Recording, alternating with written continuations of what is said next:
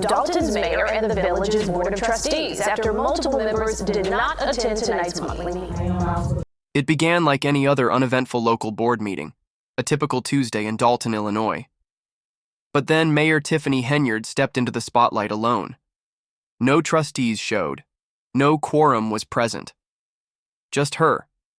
A microphone and a statement she was determined to deliver. What followed was not governance, it was theater. A bold, defiant performance aimed not at the absent board, but at the cameras and the shrinking number of viewers still willing to tune in. "This is not a Q&A," she declared. "This is my statement." In that moment, Dalton's political scene transformed into a stage play, and Henyard had just taken the lead role. But that was only Act 1. Behind the curtains, the storm was already brewing. The most devastating blow did not come from the media or her political enemies. It came from inside her own circle. Footage, allegedly leaked by her own team, exploded.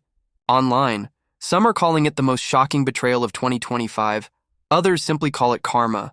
Either way, the footage rattled her base and sparked panic within her administration, and it was just the beginning.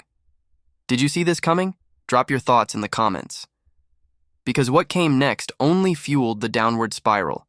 Henyard appointed a village administrator and attorney without board approval. Then, during a canceled meeting, she brought her personal lawyer just to scold absent trustees for not showing. The optics were disturbing, her actions increasingly erratic, her grip on power clearly slipping, and she knew it. And if that sounds dramatic, hold, because the fallout only intensified. As Henyard's control faltered, the Illinois Attorney General stepped in. Kwame Raoul's office found that Dalton had violated the Open Meetings Act twice, in June and again in July. The cause?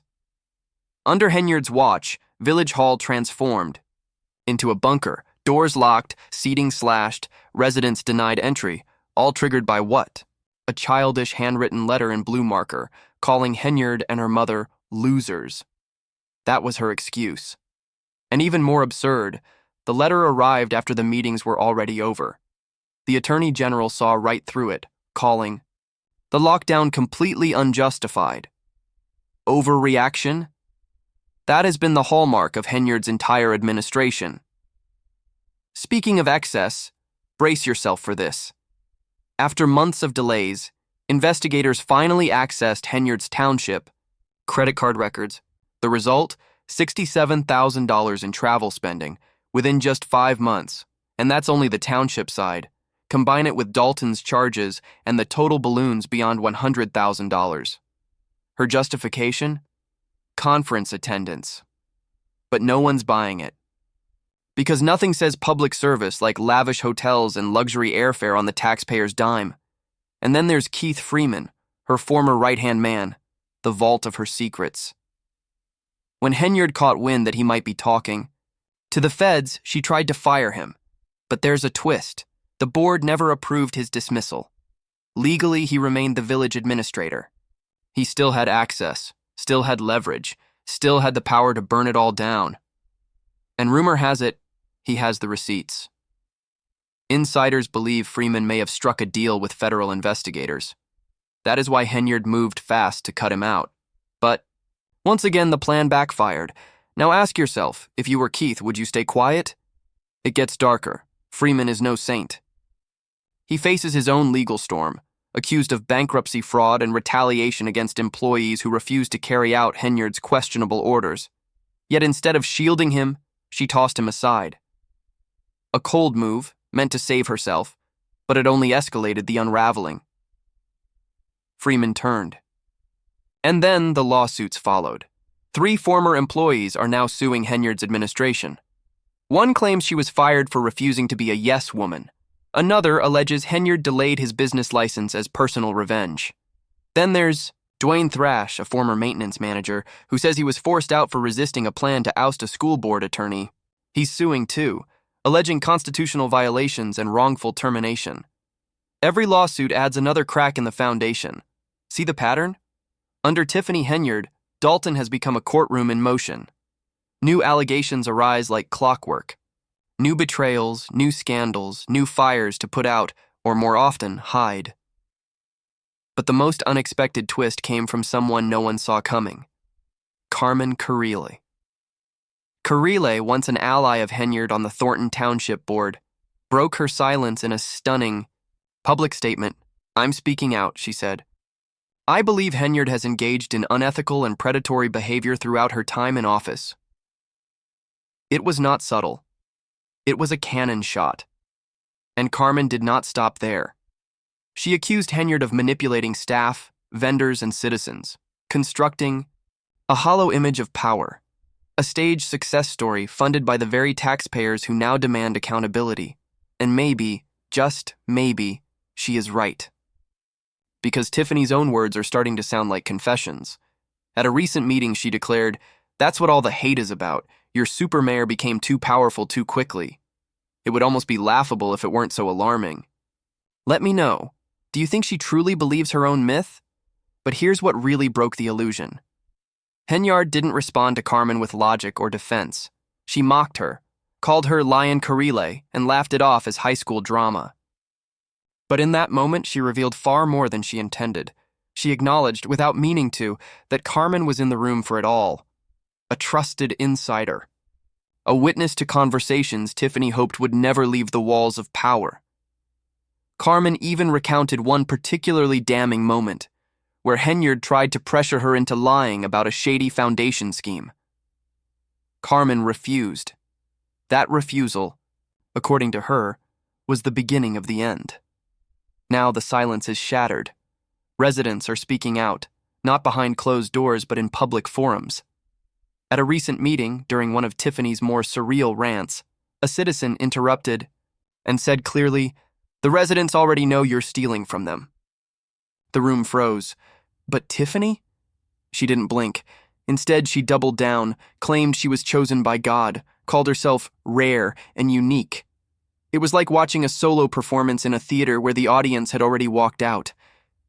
This is no longer leadership. This is delusion. So where does that leave us now? With federal investigators circling Dalton, lawsuits multiplying, former allies flipping, whistleblowers stepping forward, and a public that has finally found its voice. The curtain is lifting. The illusion is crumbling. And the real question now is, what comes next?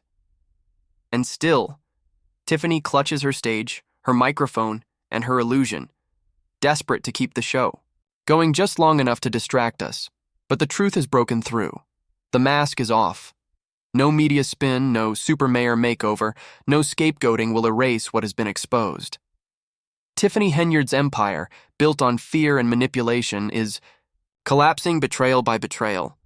Drop your thoughts in the comments. Do you think Tiffany's saga is nearing its final act?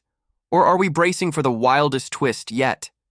And if this expose opened your eyes, go ahead and like, subscribe, and stick with us. Because this drama is far from its final scene. Oh, and Tiffany's spending spree? It didn't stop. She billed Dalton over $100,000 in travel expenses. Yes, you heard correctly. Her excuse? Conference attendance? Seriously, Tiffany? Because nothing says servant leadership like luxury suites and first-class flights. Now, think back to Keith Freeman, her once loyal right-hand man, the guy with access to all the skeletons. The moment Tiffany suspected he might flip and talk to the feds, she tried to toss him out.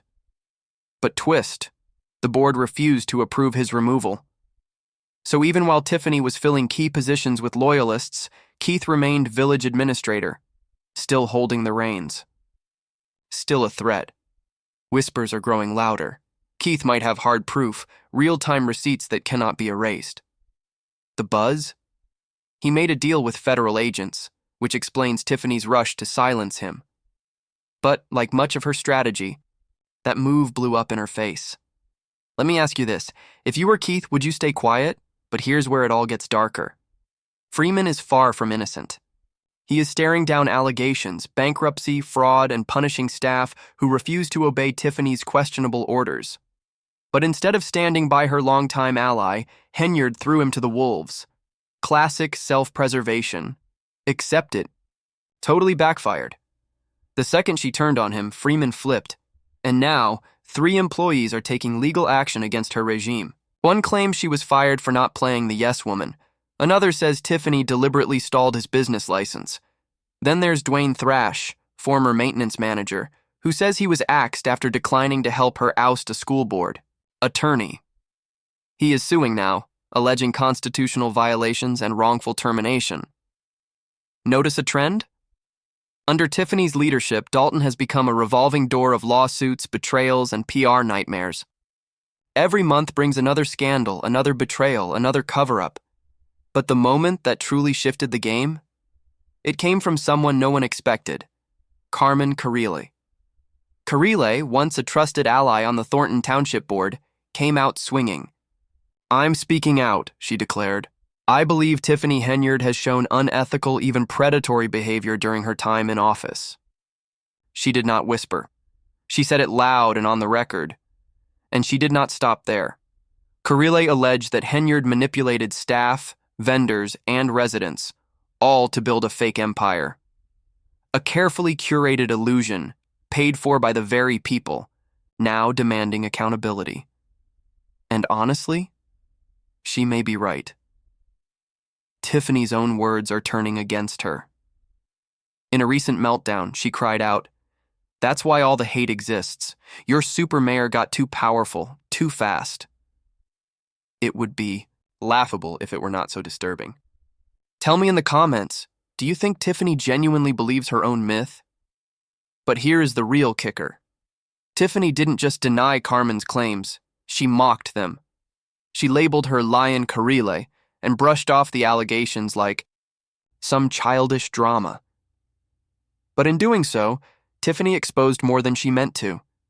She essentially confirmed Carmen was on the inside, hearing secrets, witnessing shady moves, part of what Tiffany desperately wanted buried. Carmen even shared how Tiffany tried to pressure her into lying about a questionable foundation, to throw someone else under the bus. But Carmen refused. And that moment, that was the beginning of the unraveling.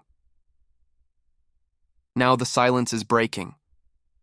Residents are not whispering anymore. They are speaking up. At a recent meeting, one brave voice cut through Tiffany's rant with this: "The residents already know you're stealing from them." The room went silent. But Tiffany? She did not blink. Instead, she doubled down, claiming divine purpose, calling herself a rare gift.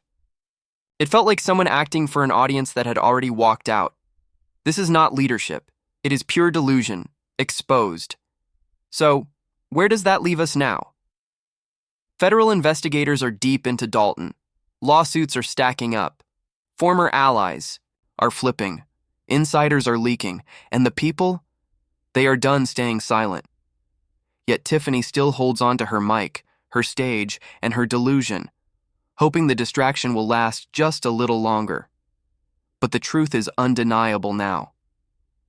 The curtain has been torn down. No more spin, no more heroic branding, no more shifting blame can erase the damage. Tiffany Henyard built her empire on fear and optics, but that empire is falling apart, betrayal after betrayal. So tell me in the comments, are we witnessing the final act of Tiffany Henyard's rule? Or is the real shocker still waiting in the wings? And if this dive into the chaos opened your eyes, hit that like button, subscribe, and stick around, because trust me, this story, it is not over yet.